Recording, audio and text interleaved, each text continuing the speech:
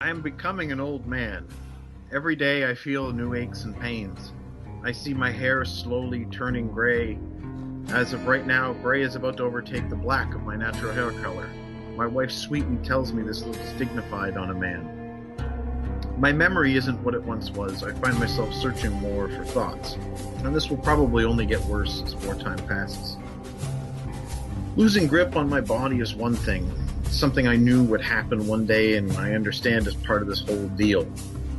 Losing the mind is more troubling. What is it I find myself most insecure about as I age, though? It's losing touch with the world around me, failing to maintain my understanding, and finding myself in a world I can't really account for any longer. Coming up in the world, your grip on it is loose as you find your way, and then you arrive at an age where you can finally say you have some kind of handle on it. And then not long after that day arrives, you find your fingers slipping ever so slowly until you are drifting out of touch again. Facing a world you no longer feel you know your place in, and a generation coming up you don't understand. I'm in the first stages of this now. Suddenly I have no idea who the hell everyone on the MTV Awards is. The faces on the tabloids and the checkout line are a complete mystery to me for the most part. I don't know what the kids are listening to anymore, and when I hear it, I mostly think it's garbage. I haven't thrown anyone off my lawn yet, but I don't own a lawn. Things are happening in the news, and I don't know what to think or believe anymore, because in these times, who the fuck knows? I came up being told not to trust anyone over 30, so what the hell do I do now that I'm 35? Watching your conception of the world slowly crumble before your eyes is scary. Look how reactionary our elder generations are to things that are just plain obvious or uncontroversial to us, like gay marriage. Watch how the generation who took every right and liberty and dollar for themselves coming up now digs in its arthritic claws and tries to keep the rest of us in the same kind of progress. Universal health care is a commie nightmare unless it's in the form of Medicare for seniors. The taxes that built a whole country are now evil machinations of an out-of-control government. The retirement funds that are a distant dream to most of my generation are protected with viciousness. Gay marriage? Nope. Gun control? Nope. Abortion? Nope. Women in power? Better fight that geriatric tooth and nail. Black man president? He must be a terrorist. This is all rooted in that fear. A fear you get from living in a world you no longer understand. We scoff now at the hateful selfishness of the olds. But one day, we will feel the icy grip of that fear crawling up our Bengay spines. And then what? How will we decide to fuck the next generation? This fear is what Sheriff Tom Bell is grappling with in this film. Is No Country about Llewellyn Moss, sometime welder, sometimes hunter-gatherer, stumbling upon a life-changing cache of money tied to a murderous drug gang? A little bit. Is it about Anton Sugar, the terrifying force of nature sent to recover the money? More so, maybe. You'd be mistaken, though, if you thought the story was about Moss being greedy or about the poor taking chances to raise their station in life. Moss is just the way we introduce Anton Sugar to Sheriff Bell. The money is a MacGuffin to set up the confrontation that never actually happens. In encountering a force like Sugar, Bell's worldview collapses. Here it is finally. The man is here to put Bell's world to slaughter, just like a steer. Quick bolt to the head, and Bell knows for sure he's met his match. He doesn't know what he's facing anymore, and doesn't know what the future will hold. The generations coming up all look hungry and dangerous. He turns away from the world and decides he's off to find shelter from the storm. When Bell tells us of the dream of his father riding out ahead in all the cold and darkness with a horn full of fire, it reflects our hope that someone out there who has gone ahead and prepared a safe place for us, frightened and bewildered. Someplace warm and light and full of faces we recognize. Someplace that looks like home. We live in a world where our elders will outnumber us by large margins, all of them in various stages of this fear, all of them looking for a fireside to settle beside and feel safe again. My advice? Best make a fire out there up ahead for them, instead of waiting to see which one they end up at. We might not like the results if it's everyone for themselves in the dark, cold canyons, and the price of comfort is the future itself.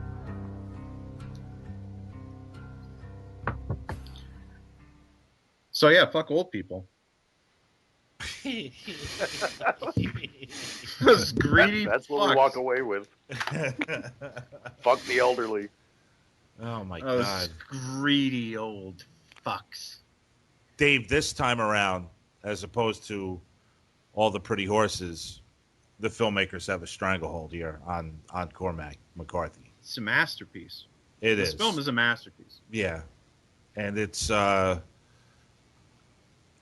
most of their works are near masterpieces. To me, this one, Fargo, are really the ones that are the two that are just absolutely fucking beyond brilliant.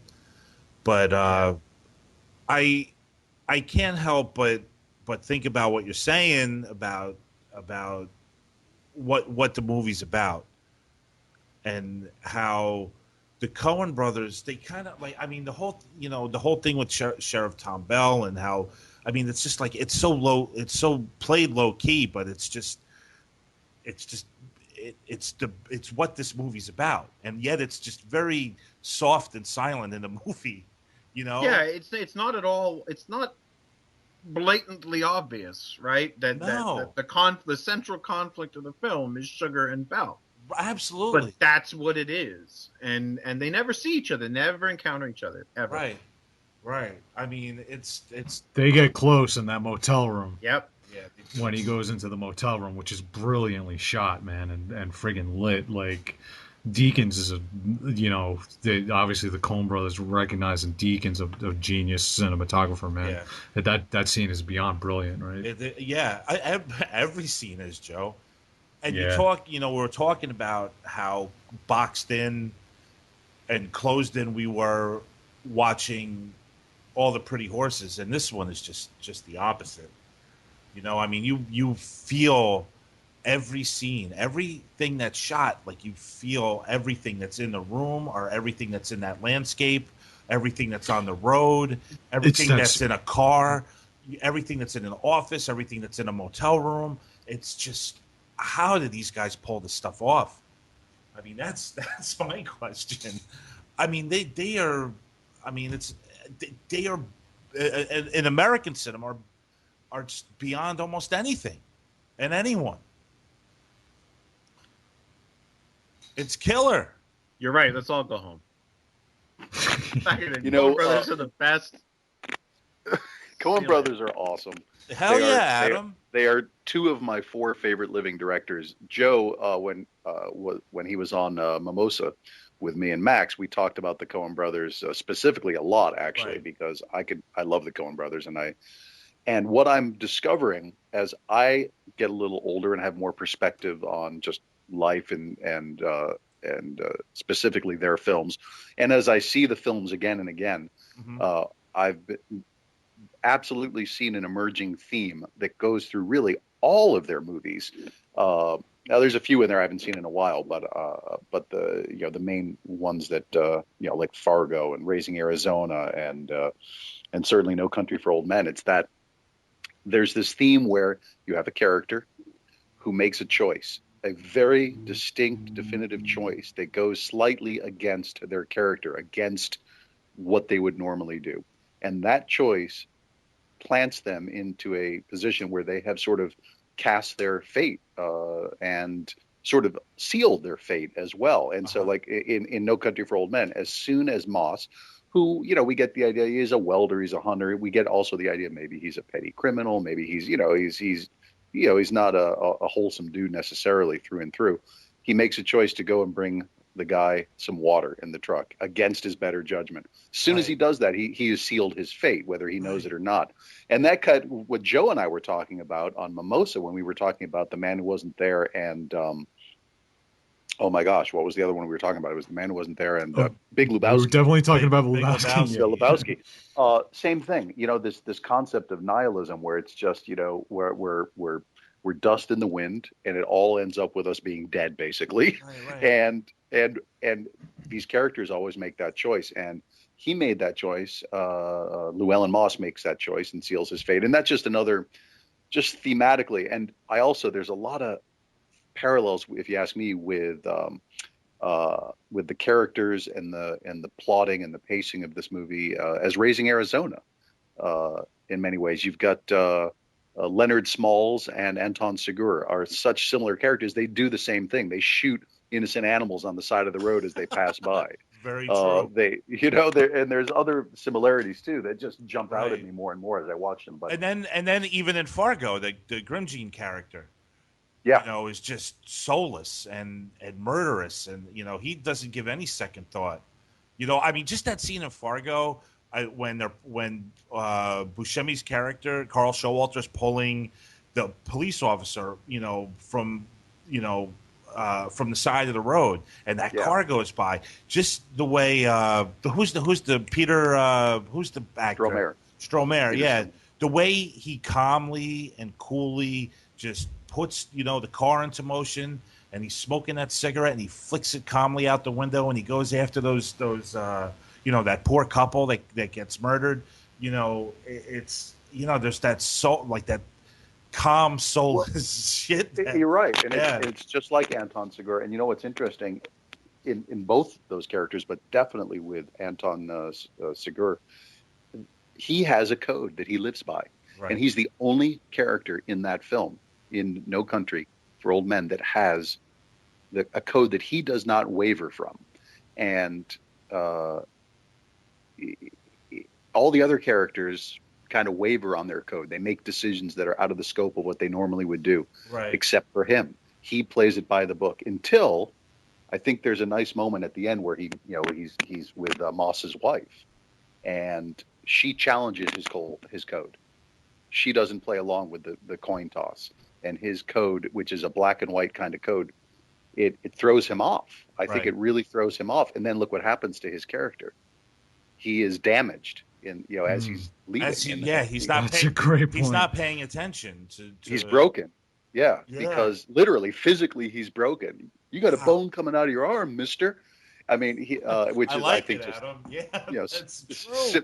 Symbolic. But wait. How does he not? I love that point. That's a great freaking point. But how does he not obey his own code in that scene? Because I thought he did. Well, she doesn't. He forces. So I think just simply by her not calling the coin. Well, she refuses. She's probably dead, obviously, because when he walks out, he walks out of the house and he kind of checks his shoes, to see if there's blood on them. So throughout the movie, he's constantly he doesn't like to get blood on him.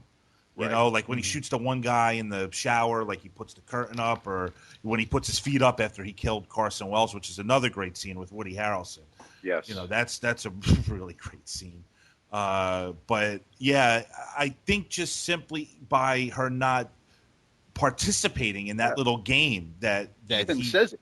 He doesn't understand. He basically he says to her, she said, "It's not up to the coin, it's up to you." And he said, "But we both came here by chance. We're both here by chance. It is up to the coin." And the same thing that brought me to this. He says the same thing that brought the coin. Tells the coin what to do is the same thing that brought me here. Exactly. Right. It's both. He sees it as this is his code. It's black or white. You choose, and I either kill you or I don't. But he kills her, but the code was challenged. But in all that stuff with the coin and how that determines someone's life in Shigar's mind, that scene with the desk clerk where he's like, he plainly says, he's like, you have to call it, I can't call it for you. Right. The guy wins the coin toss, which Shigar, I think that there's something about that I think he's more fascinated with the people who win. He has a sense of excitement, that the guy won the coin toss, which is really weird. And then the guy tries to put the quarter in his pocket, and he tells him, he's like, "Don't put the quarter in your pocket. That's your special quarter. It saved your life." And he goes, "But if you put it in your pocket, it becomes just another quarter." And then he says, "Which it is." Which is weird. It's like I don't understand that. Shigur understands the stakes, right? Shigur understands what the stakes are in that scene. The clerk does not. And also the clerk, I think you're absolutely right. And I think the clerk in that scene does not have a code. Obviously not. Oh, he said we're closing now. Yeah. Well, is this closing time? No, we close whenever. So Now this is guy not a time. Right. It's not. Yeah, now, Hey, because can I just read a passage from that scene where he's talking to that lady about the wife about flipping the coin, because we're talking about McCarthy films here. I mean, we should. Okay, sure. I would love to just read a Okay, small but you have passage. to do It's it in your exactly best I'm gonna do Javier it. Bardem. I can't do Well, that. you're gonna have to. Okay, all right. So they're talking about the coin, or whether or not she's going to call the coin, and he says, I'm sorry. Yet, even though I could have told you how all of this would end, I thought it not too much to ask you that you have a final glimpse of hope in the world to lift your heart before the shroud drops, the darkness. Do you see? Oh God, she said. Oh God, I'm sorry. You looked at him. She looked at him a final time. You don't have to, she said. You don't. You don't. He shook his head. You're asking that I make myself vulnerable, and that I can never do. I have only one way to live. It doesn't allow for special cases. A coin toss, perhaps, in this case to small purpose. Most people don't believe that there can be such a person. You could see what a problem that must be for them. How to prevail over that which you refuse to acknowledge the existence of. Do you understand? When I came into your life was over. It had a beginning, a middle, and an end. This is the end. You can say that things could have turned out differently, that they could have been some other way, but what does that mean? They are not some other way. They are this way. You're asking that I second say this world. Do you see? Yes, she said, sobbing. I do. I truly do. Good, he said. That's good. Then he shot her. I mean, that's it. I mean, that kind of just like there's this thing in where the book, it's clear that he shoots her. Yeah, but yeah, in the well, film, yeah. it's kind of left. You have to kind of dig at that. You have to dig a little bit to determine whether or not. Yeah. I mean, that's a really one of the things that's at the heart of this is that all of these people are like playing out. It's almost like they're playing out the roles that destiny or God has put. I was going to say, yeah, right. Absolutely. Like they're just obeying it, and things are the way they are. And certain people understand that, and certain people don't.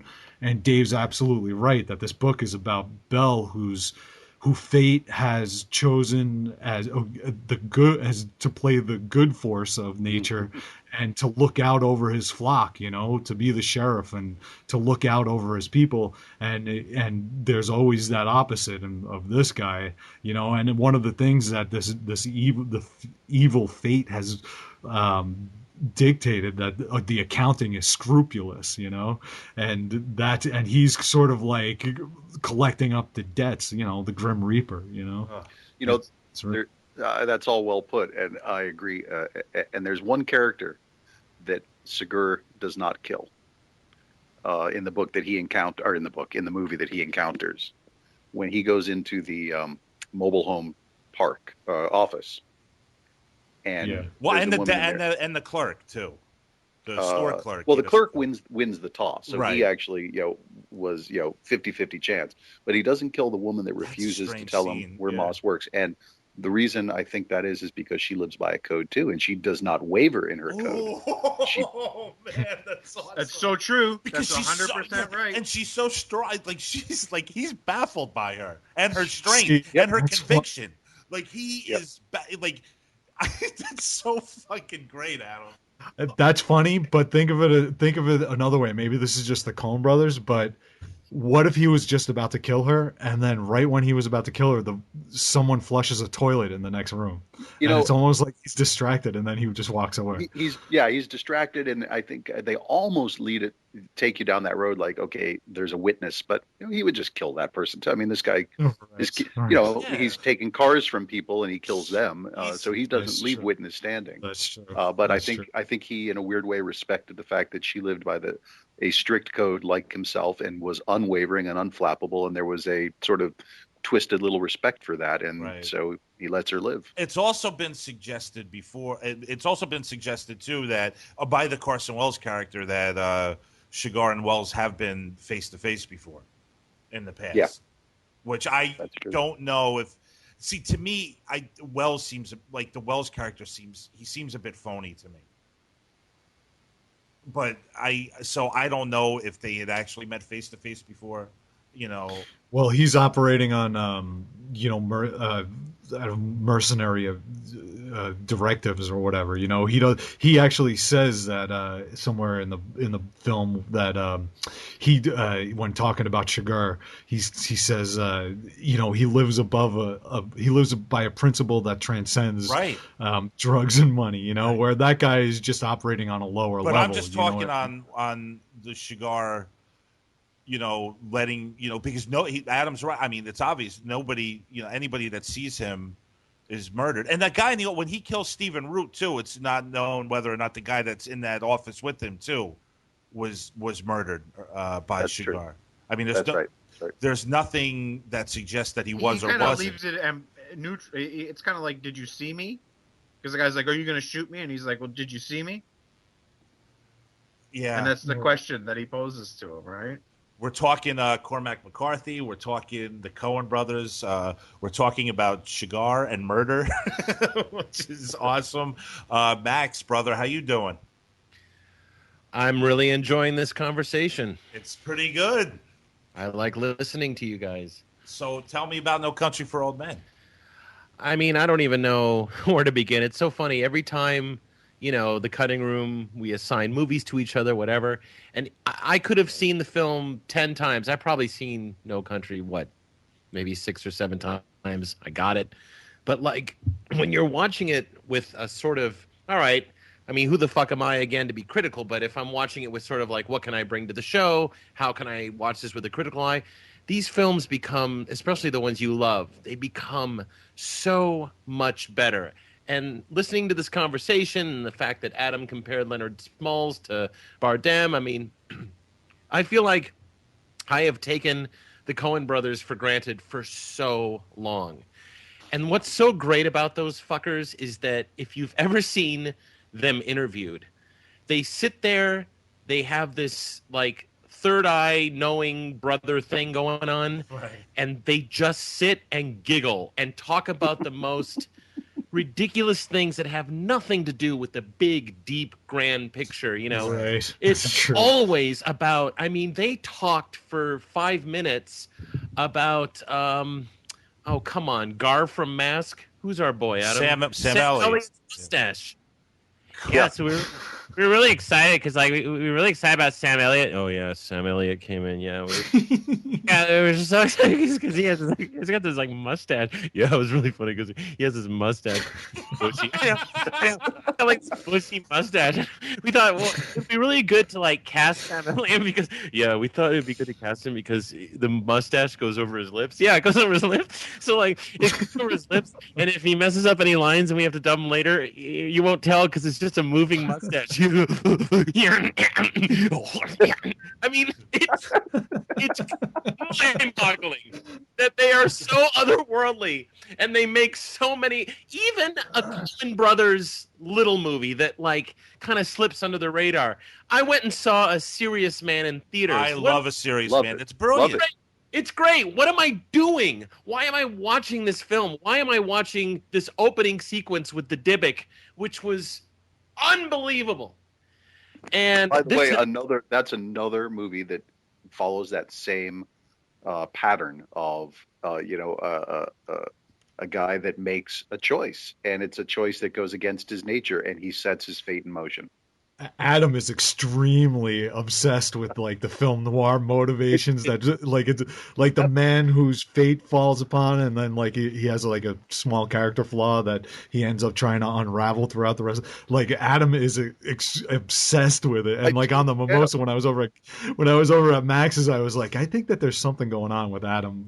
He's got. I think there's something in your life that you were something analogous to something like that. I thought we started to hit on it. What's going on over there again, Adam? You made there's something going on with your personal life. There's clearly something going on, but yeah, that's what I get into. Clearly into that theme. He just bought a hot tub. Ooh. Yeah, that's what's going on over here. Yeah, hot tub, baby. For the bitches? So what'll happen is like the guy will come in to install the hot tub, but you know, he'll end up having to murder somebody because of the guy. It's like gonna open up a whole film noir plot. I actually came up with a film noir plot, Coen Brothers movie plot, based on the bingo game in my workplace.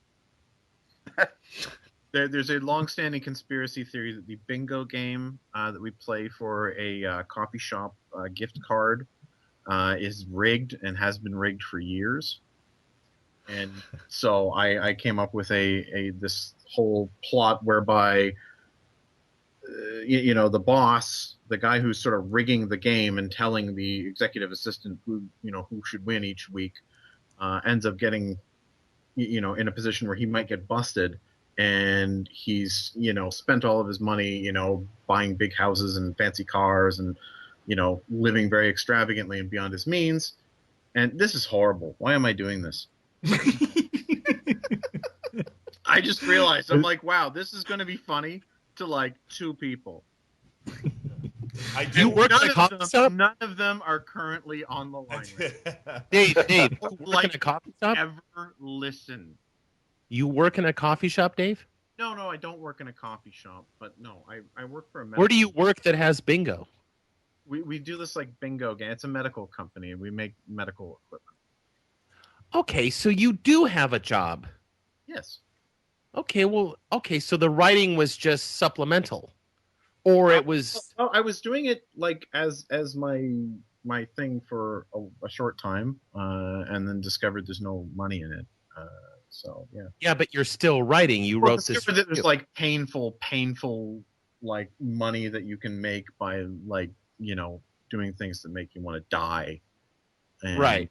And trying to like undercut Chinese prisoners for their prices. So yeah, I mean, if you want to do that, you have children and you're doing what you have to do to feed them. Absolutely. But you are still writing. No, not really. Okay. Well, I'm sorry to hear that, but going back to tying it into Cormac McCarthy, as I was watching this film, I was really upset that I had not read No Country for Old Men. Is it a novel? Is it a short story? What is it? I've only read The Road twice.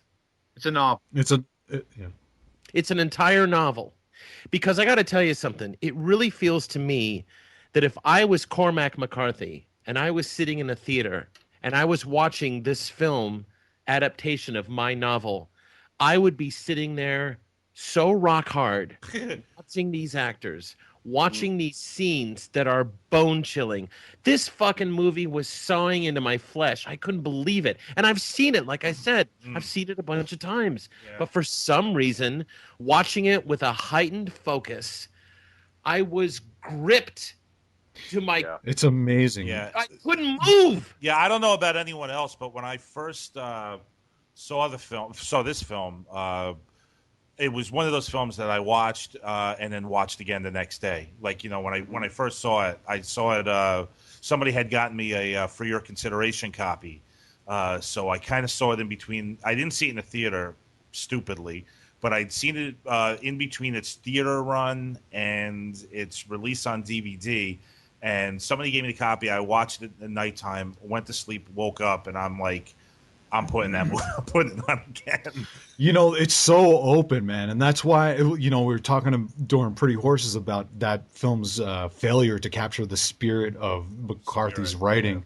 But these guys captured the tone and the speed, like that thing that you can't quite put your finger on in McCarthy, like perfectly. Right. And the funny thing is that when you watch the film, you can watch it a million times and you can feel like you've never quite put your finger on exactly what it means. So like I saw it once in the theater and then it compelled me to go and read the book. And I've always been like, all right, it's unsettling to me, that film. So I'm going to go and read the book. And then the book is just, they got it almost to a T, where you have that spirit where it's like, it's about grand things that are like more forceful and impossible to put a frame around or to describe with any sort of accuracy or concretely. And both the film, to me anyway, the film and the book, just they just capture that so brilliantly. Well, It's just, two things. One thing I want to point out quickly is that the book was only published 2 years before the Coen brothers made the film, which is interesting.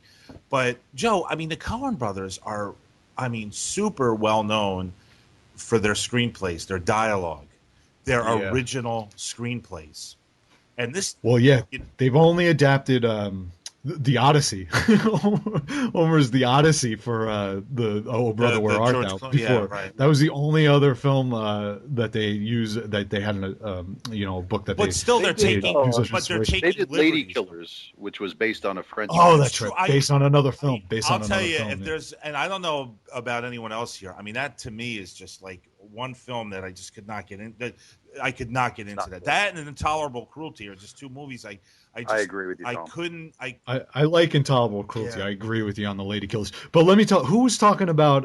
You guys were talking before about the similarity between the evil Bardem's character and some of the other characters in his book.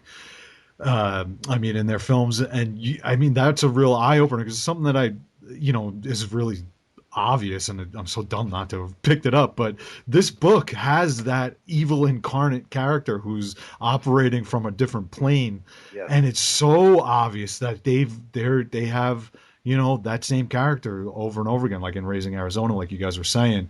It's almost like this book was friggin' written for them. It's clear why they chose that as their source material, which is something that we were just saying they don't often do. So because it does the character is evil personified in a way that they have often done in the past. Absolutely. And they so seamlessly inject comedy into their most serious dramatic works. Exactly. Nothing makes me laugh harder. I laughed so hard I had to fucking pause when Llewellyn Moss wakes up in Mexico and he's bleeding and he's gaping and gushing and he's defeated and he's broken, and the mariachi band is so happy and so excited, and they're playing with all this beautiful gusto, and the minute they realize that this is a severely battered dude, the deflation in each member's face, it's so fucking funny. Yeah.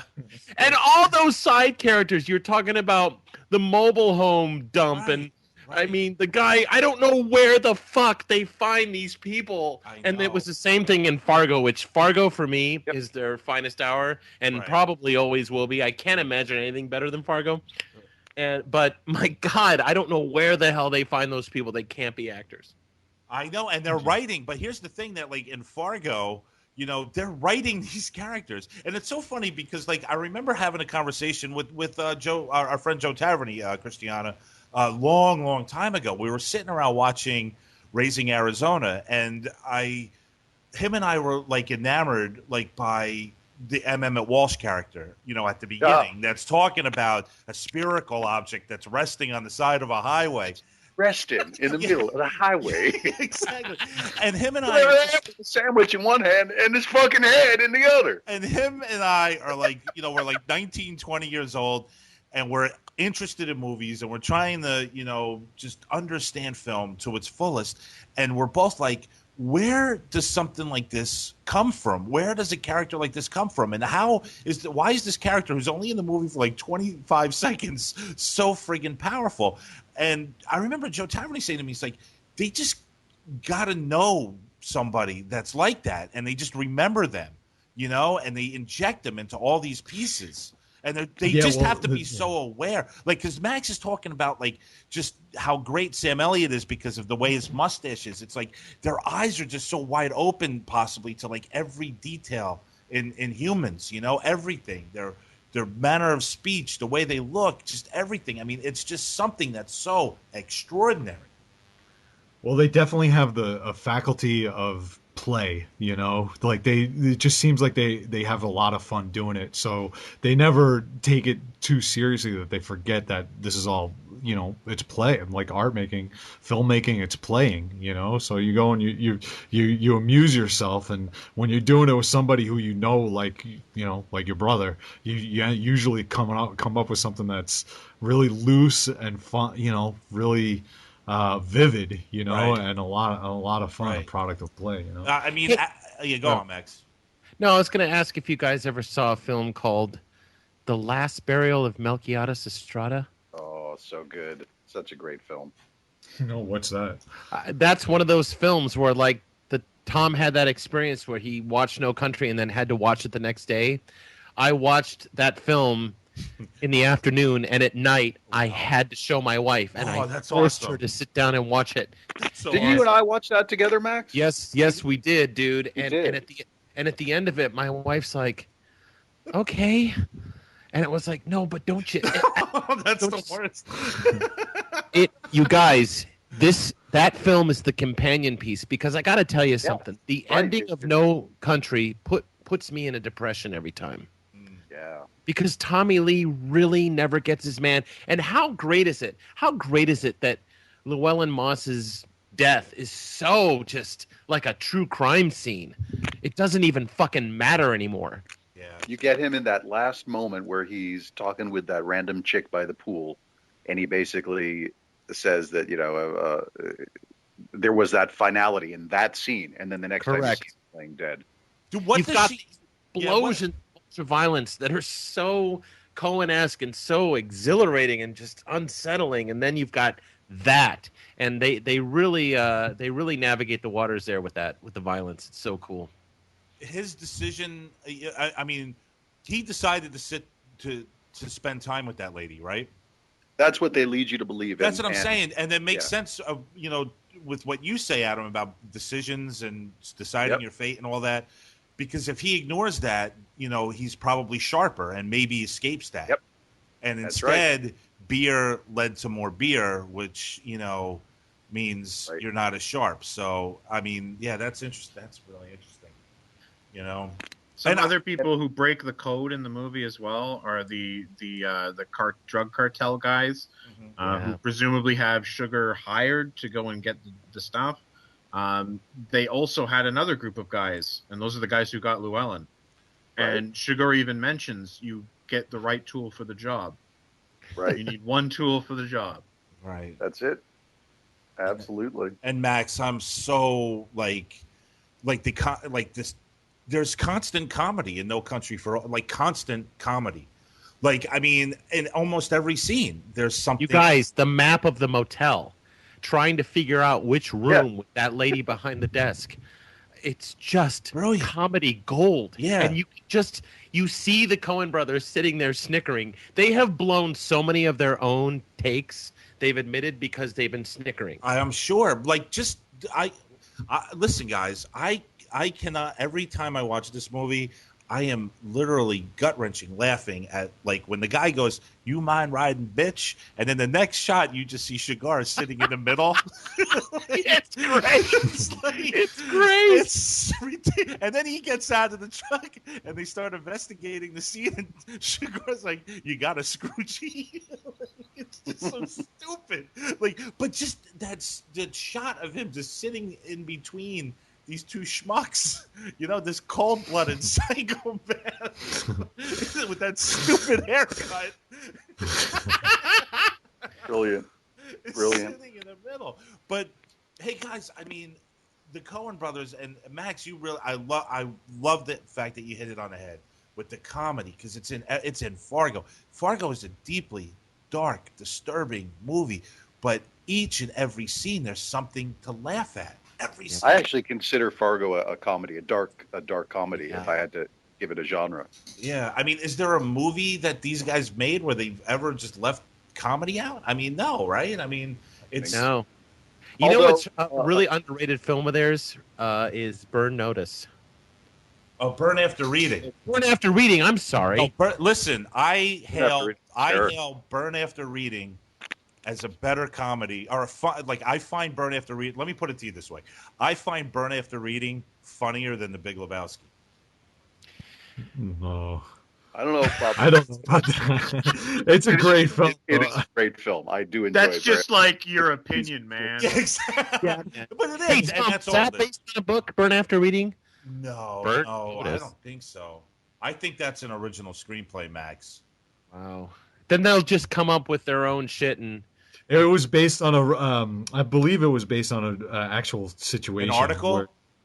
Yeah, like a news story or something where some maniac went in and, geez, I can't speak about it in too much depth, but it was something about someone going into the Russian embassy thinking they had spy information or something like that, from what I understand. The Russians? Hey, Adam, I cut you off there. I don't remember what I was saying. Yeah. I do that all the time to him. All right. Hey guys, we are talking Cormac He'll McCarthy. get on a run, and then all of a sudden he'll just become a dim bulb. No, I don't. I might have been saying something. What movie? Melquiades Estrada. Oh, by the way, that by the sounds way, like, guys. But the if you title of haven't- I'm sorry.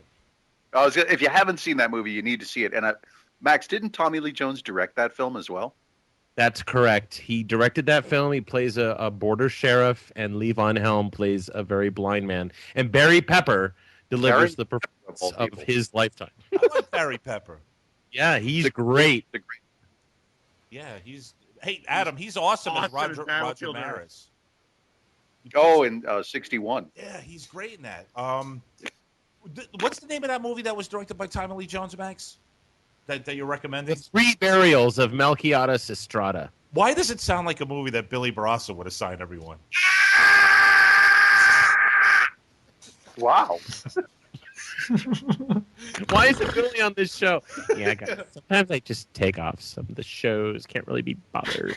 Listen to who's talking. This guy, he's like, I don't like that movie. I can't get to it. I'm very busy, but let me take pictures of myself while I'm. What's he been up to on Facebook? I can only. Any pictures of myself? Joe, one of these days we're gonna have to dedicate like a whole segment just scrolling down Max.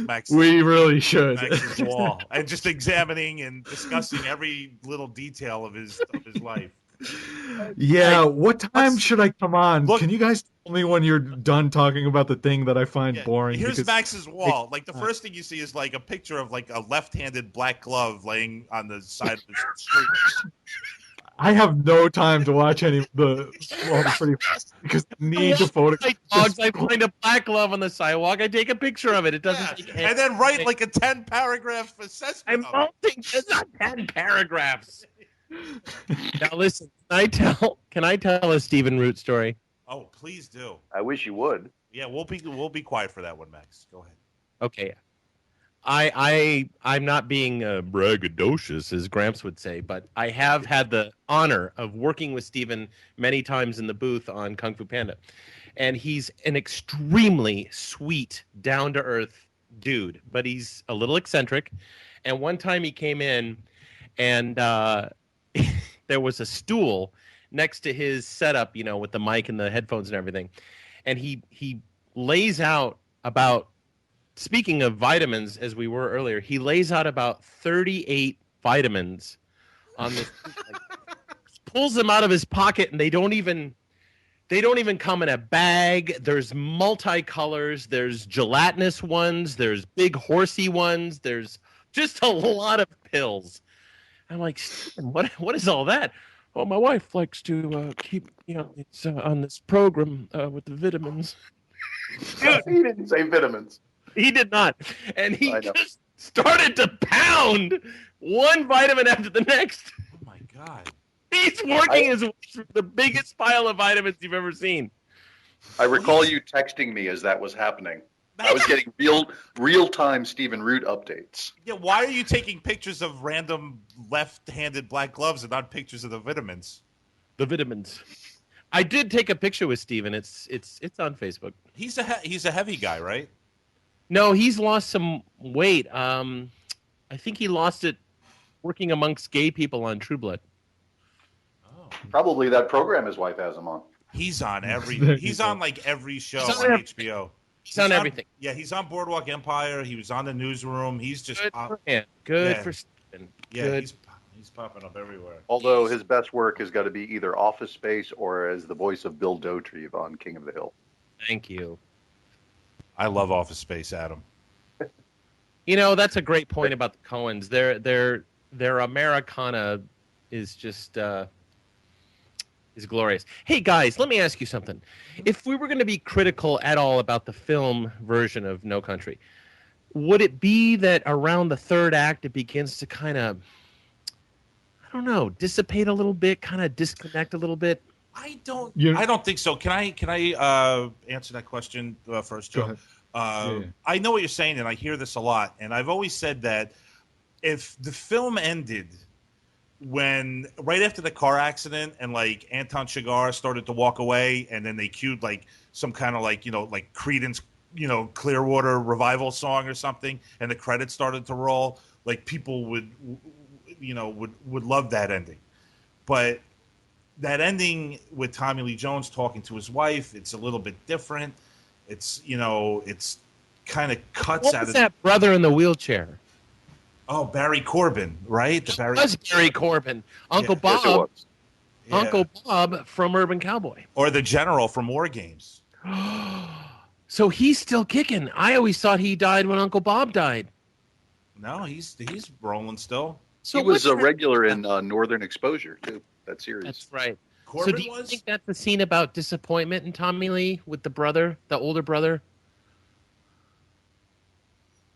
That's my favorite scene in the whole movie, I think.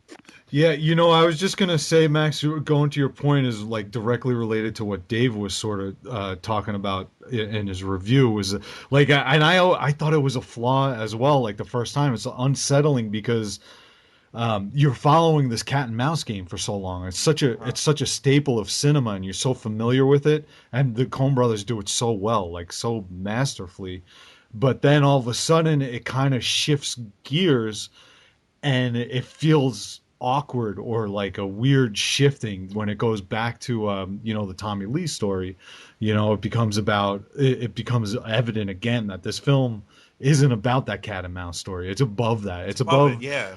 It's above Llewellyn, and it's above Woody Harrelson's what's his name, Carson Wells. Yeah, Carson Wells. It's above that's just the pawns playing out their thing, and Tommy Lee and Chigurh are operating on a higher level. You know what I mean? So the film's not about, but it is weird, man. In both the book and the film, it's a tricky shift, man. It's offsetting. It's unsettling. Joe, it was unsettling to me the first time I saw it. And Joe, you two things. One, you're absolutely right about the Sheriff Bell character just being above everything. I think the only thing that he is not above throughout the whole movie is the mobile home clerk. The lady, I don't think he's above. She may be playing the god in that movie. I don't think he's above her. And secondly, guys, I just want everyone to point out that I want to point out to everyone that the Barry Corbin character, his home, it looks a lot like Joe Cristiano's home. So, why is that your favorite scene, Dave? There's a line in it that I really liked. I really liked when he was talking about how, the whole time you're trying to get back what's been taken from you, more is going out the door, and sometimes you just gotta put a tourniquet on it. Right. But it's your favorite scene because is it personal? I mean, there's a lot of amazing scenes in that film, but that's a very quiet, subdued scene between their brothers, right? Yeah, I just think that line spoke to me a lot at the time. Huh. Now, why is that? This did. Oh, okay. So you're 35 and you're complaining about being old? You're 35? I'm not complaining. Try being 43. Oh, You've got another 5 years. You have another half a decade before you even hit your 40s. You've got your whole life ahead of you. I haven't. And you're going to write. And you're going to hump. I haven't been as kind to my delicate body as you have. That's awesome. Dave, can you send us a current picture of yourself? Yeah, Dave. I'm tired of looking at this bloody fucker. No. Why not? I put myself out there. Because it's Have you put weight on? not any more so than, I don't know. Do you exercise? No, not really. Well, that's because you're a cerebral. Do you? Let's see. Is that a word for fat? No. No. Is your wife still hot for you? You're very cerebral. Is your wife still giving you the holes? Yeah. So you're fine there. Trying to figure you out, man. You got to get to the bottom of it, Max. God, Dave. It's difficult. Dave, you put on so many thick layers. He's harder to unwrap than Barassa. Is this going to be a Shrek thing? Like and talk about onions and stuff? What? Shrek? Then we're going to make like a really timely joke that no one will get in 10 years? Let me ask you something. Dave, when you're driving alone, are you listening to music or are you listening to like talk radio or are you sitting in silence? It's usually like a little bit of all of them sometimes. I mean, sometimes, I listen to the news or I will listen to music or sometimes I will be listening to the excruciating vastness of nothing. Nice. Yeah. Well, I have no further questions. Okay, good. All right. Why do they first? The prosecution rests.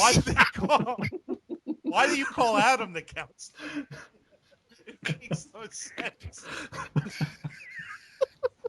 If you knew the level of madness Adam deals with on a daily basis.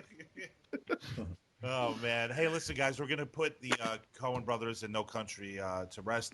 Unless, of course, anyone else wants to point out anything about the film or the Coen brothers before we move on to the road.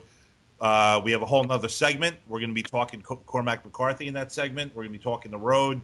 Guys, are we ready? Tom, I have one more thing to say about No Country for Old Men. Let's hear it. The Pitbull actors in that film are extraordinary. Oh. Yeah. Oh, yeah. That's something I wanted to point out. Like the lack of score in this film. There's no musical score in this movie, right? I mean, yeah, you're right. There's a lot of just there's a few moments, but you're absolutely right. There's a noticeable lack of it. Yeah, this past time that I was watching it, that scene where Moss is being chased by the dog, it's a pit bull, Max. Yeah, they're all pit bulls. And the black one that's wounded, that you don't know if he shot them or did he shoot the antelope. And I was just thinking about how the water, the running of that stream, and the dog just going, it was like substituting for a typical musical score, and it's like 50 times more effective and 50 times more brilliant. Yeah, and I was just so freaking Joe. You know what I'm talking about? Yeah, their sound design is amazing, dude. They're just such great filmmakers all around, and they don't. Who'd have thought that reality was more dramatic than manipulative music? Yeah. I'm never going to achieve anything great. Oh boy. It's humbling. Max, it's humbling. And you know what? Like on that note, that's Joe, hold on. That's a great I don't want to get him off on but that. Hold on. That's sorry, the Tom. perfect segue to the road. So without going any further here, let's do the road, starring Viggo Mortensen, Cormac McCarthy novel. Max is going to do the introduction. Max, let's hear it, brother. The road.